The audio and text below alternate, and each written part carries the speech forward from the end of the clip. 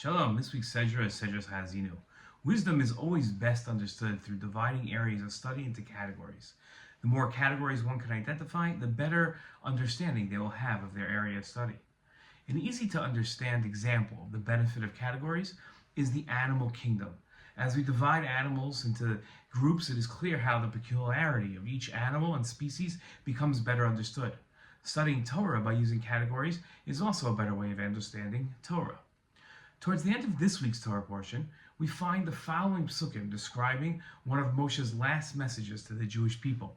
It says that Moshe came together with Yoshua, the son of Nun, and recited all the words of this poem in the hearing of the people. When Moshe finished reciting all these words to Bnei Israel, he said to them, "Take to heart all the words with which I have warned you this day. Enjoin them upon your children, that they may observe and perform all the terms of this teaching."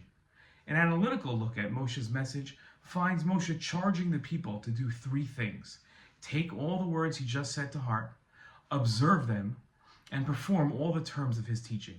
These three charges are actually three categories of a Jew's service of God. A careful look at all three categories lends a greater understanding of what constitutes healthy service of God. In his commentary to this verse, Rashi explained the idea behind taking all the words that God said to heart. Rashi wrote, "It's necessary for a person that his eyes, his heart, and his ears should all be attentively directed to the words of the Torah.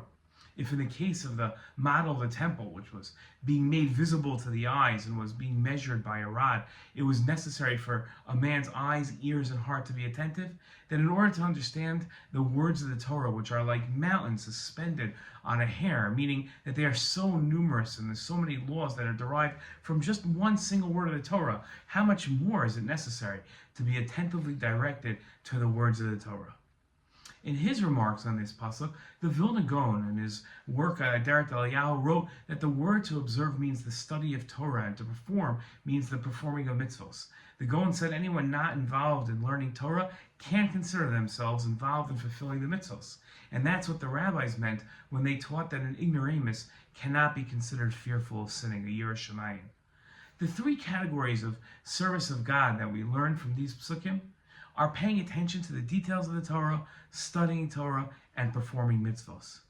These categories can be understood as pillars of the Torah, and by ensuring that one sticks with the pillars of the Torah, they can be assured that they'll successfully do what is best for them and be serving God directly. The three categories are important because they address three different aspects of man's psyche.